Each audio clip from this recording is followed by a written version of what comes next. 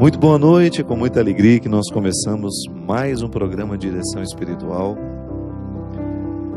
Eu tenho como convicção de que a maturidade, ela pode ser percebida à medida em que nós vamos tendo um olhar mais abrangente. Você pode observar que todas as vezes que nós estamos visitados, por exemplo, pelo sofrimento, o nosso olhar costuma ficar muito restrito. A gente só enxerga aquele ponto de dor, seja uma dor emocional, seja uma dor física. E por incrível que pareça, o sofrimento, quando ele nos atinge, parece que ele faz um movimento em nós que nos faz retroceder às vezes na maturidade.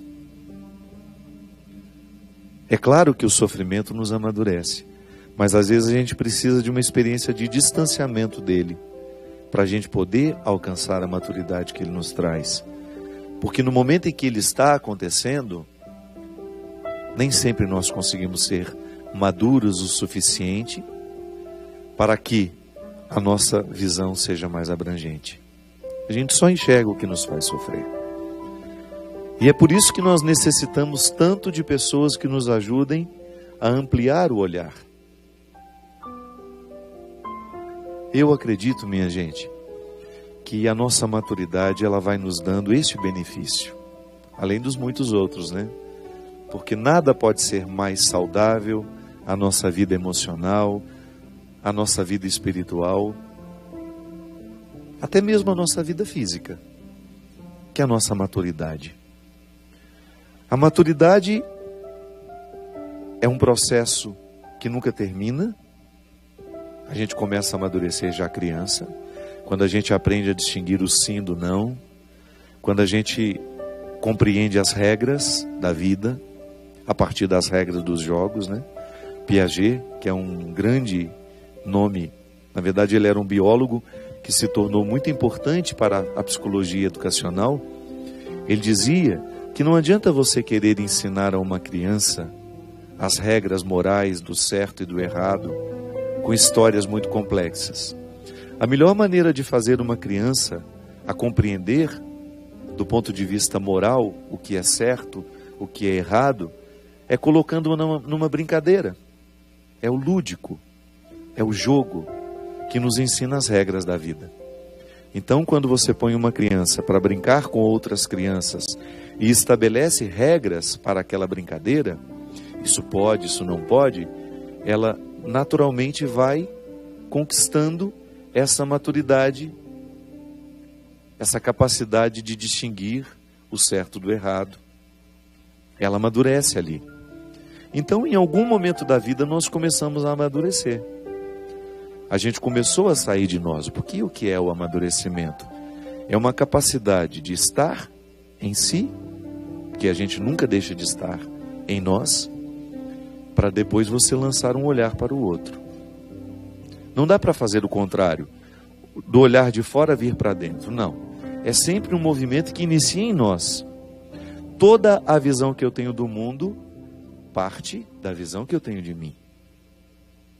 É por isso que às vezes a gente encontra pessoas muito pessimistas com as outras, né? Não acredita em ninguém, não acredita na bondade do mundo. É porque ela não se enxerga uma pessoa boa. Então ela faz uma leitura de si, não encontra muita coisa interessante, aí ela começa a fazer a leitura de todo mundo da mesma forma como ela se lê. Por isso que a gente precisa ter paciência com essas pessoas. O que a gente precisa ensinar e aprender o tempo todo é que o olhar que nós temos sobre nós, ele é determinante no olhar que nós temos sobre os outros. É assim que a gente amadurece. Com um olhar particular, íntimo, para dentro, que depois me proporciona olhar os outros também. E as nossas relações humanas, elas vão ficando muito mais saudáveis à medida em que este olhar, que me joga para dentro e que depois me devolve para o outro, é maduro. Um olhar maduro, por exemplo, ele não se prende ao pouco do que o outro me revela. Porque às vezes nós temos a ilusão de que conhecemos o outro mas nós só temos algumas pinceladas. O imaturo diz: eu já sei quem é você. O maduro vai dizer: eu sei algumas coisas sobre você, mas eu não sei a totalidade. Você sabe por quê? Nem o outro conseguiu chegar à totalidade do autoconhecimento. Como é que eu vou dizer que já sei tudo sobre o outro, se eu muito pouco sei sobre ele? Nós estamos, por exemplo, numa época em que a gente se comunica com muita facilidade. Então, muito facilmente também a gente tem opiniões sobre as coisas, sobre as pessoas. E muitas vezes ali, no momento em que a gente emite as nossas opiniões, nós não fazemos outra coisa senão demonstrar a nossa imaturidade, a pressa em dizer. É impressionante como hoje nas redes sociais uma pessoa é facilmente crucificada por uma notícia que saiu sobre ela. Uma notícia que nós nem sabemos se corresponde à verdade, porque a notícia pode ser distorcida. Ou então alguém viu um detalhe daquela pessoa e classifica aquela pessoa a partir do detalhe que viu. Isso é imaturidade. E é por isso que a maturidade combina muito mais com o silêncio. Não tenho o que dizer ainda. Preciso formatar a minha opinião. E pode ser que eu chegue à conclusão de que eu não tenha condições de dizer nunca alguma coisa sobre aquele fato, por causa dos limites que eu possuo, de não ter conhecido o fato como ele merecia ser conhecido, para que eu tivesse uma opinião sobre ele. Você já imaginou como a gente conviveria melhor se a gente deixasse cair por terra essas pretensões? De achar que sabemos tudo sobre o outro, de fazer os nossos julgamentos de forma tão apressada sobre os outros, de enclausurar os outros nas nossas opiniões, nos nossos achismos. Tanta gente achando nos dias de hoje, tão pouca gente sabendo de fato. Nós somos imaturos quando nós não somos capazes de compreender o outro como totalmente outro. Isso é uma linguagem filosófica que pode parecer difícil, mas não é não. O Christian, boa noite meu amigo, seja bem-vindo. O Christian, eu tenho conhecimento de algumas questões da vida dele, já nos conhecemos há muito tempo. Eu era padre recém-ordenado, morava em Belo Horizonte, ele estava lá paquerando a Camila, né? Estava namorando com ela já, não estava? Naquela época? 2001, 2002, por aí. Christian lá em Belo Horizonte, há tanto tempo nós estamos aqui juntos nessa missão, com o programa de direção espiritual, mas por mais que eu conheça o Christian, ele continua sendo para mim totalmente outro, sabe? Isto é, a minha razão não abarca, a minha razão não pode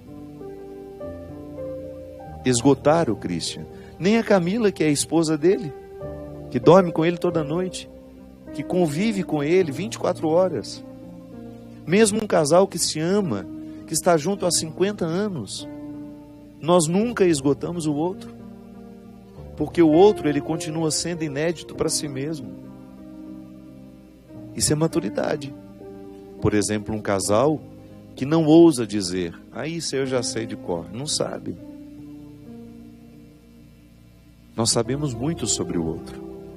E quando somos imaturos, nós achamos que aquilo que nós já sabemos já esgotou as possibilidades do outro. Não subestime a capacidade que uma pessoa tem de ser totalmente diferente a partir de um determinado momento da vida, a partir de um determinado fato, de um acontecimento. Então a gente erra menos quando nós enclausuramos o outro nas nossas opiniões e nos nossos achismos. Claro que aquilo que você já sabe sobre o outro é importante. Nós não estamos dizendo que você vai abrir mão disso. Nós só estamos dizendo que a maturidade em nós, ela amplia o nosso olhar, até mesmo para a gente ter condições de dizer: eu não sei tudo sobre ele. Eu sei muito, mas não sei tudo. Porque talvez nem o tudo ele saiba ainda. O tudo de si. A maturidade, ela nos livra do amor de posse. Eu identifico que o outro não é uma extensão minha, ainda que ele seja o meu filho. ainda que ele tenha saído da minha barriga, ainda que ele tenha saído das minhas carnes, ainda que eu tenha dado todos os ossos da sua constituição, o outro não é uma extensão minha. Ele não tem obrigação de viver o que eu quero que ele viva. O outro não é um território para a satisfação daquilo que eu não consegui satisfazer em mim.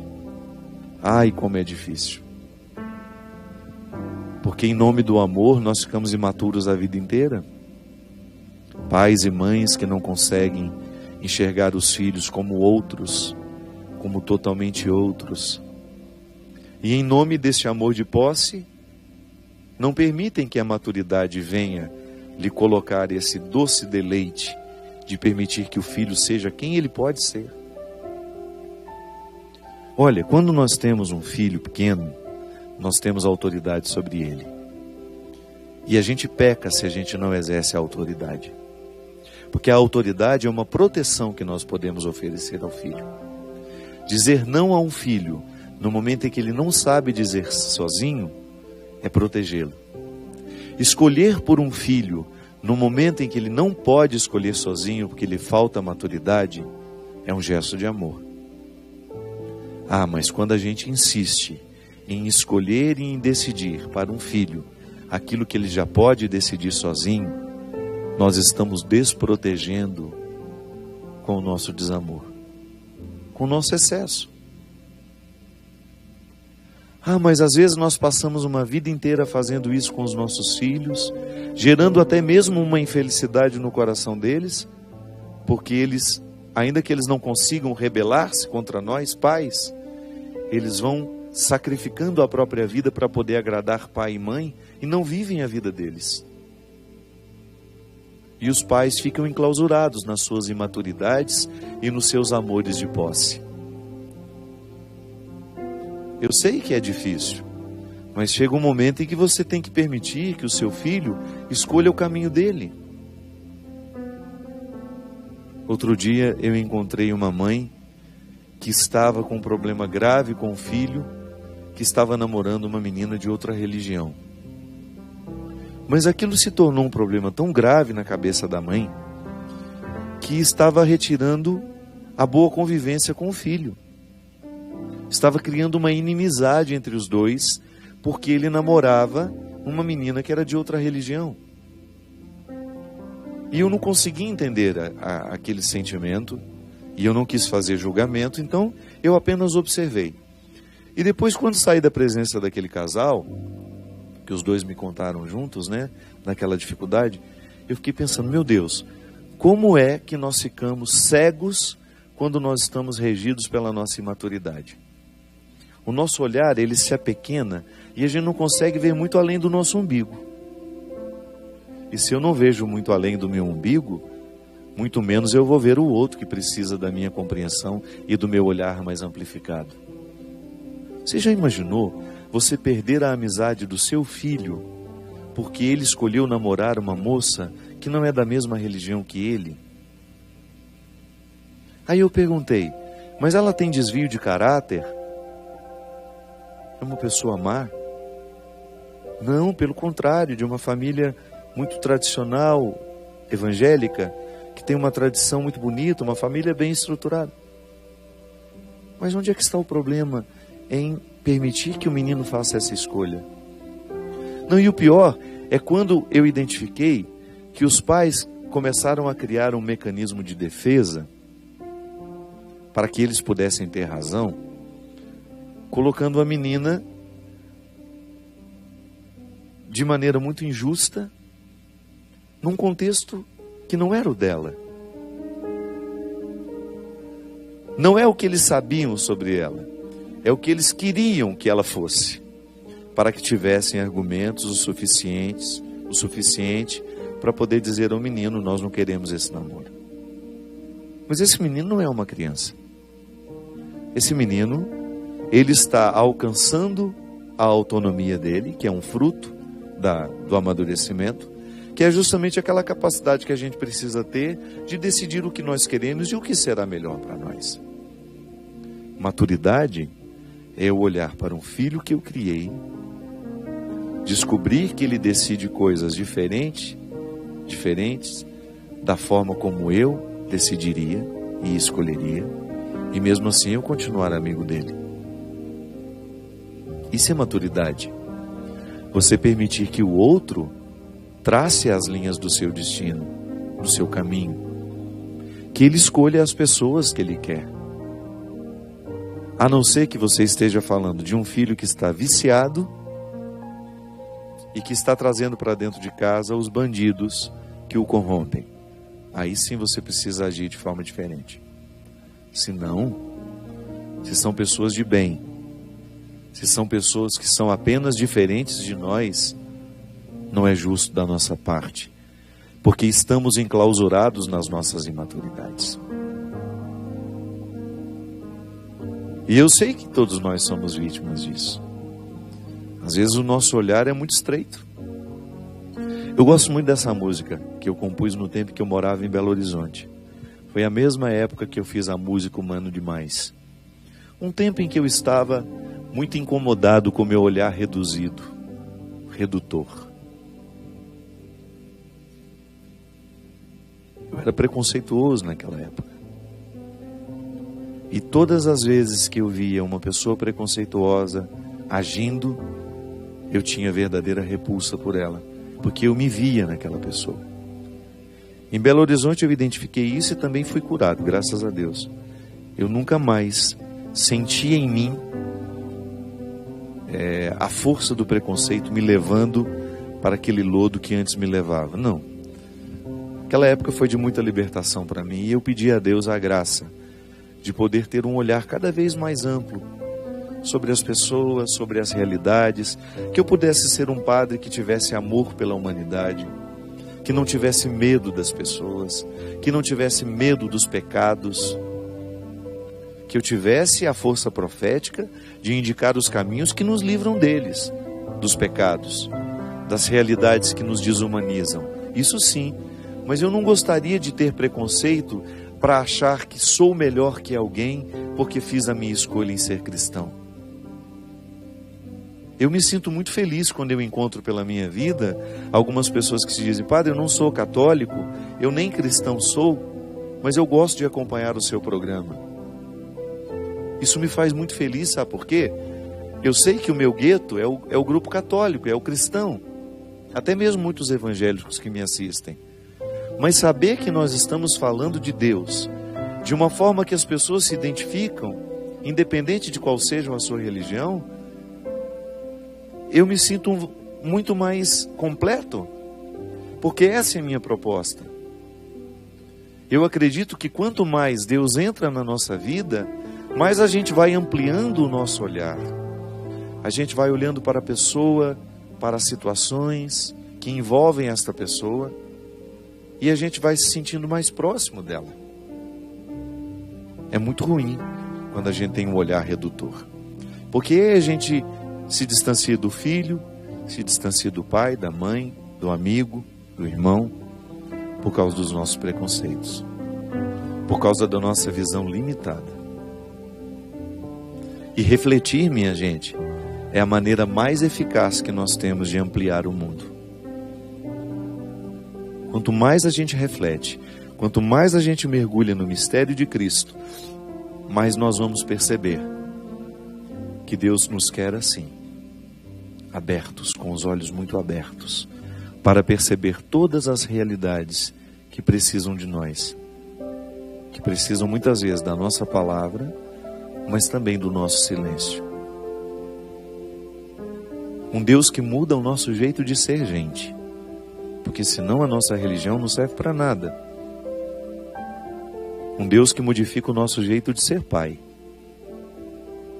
que nos ajuda a trazer para perto esse filho que nós ficamos expulsando com os nossos excessos de regras,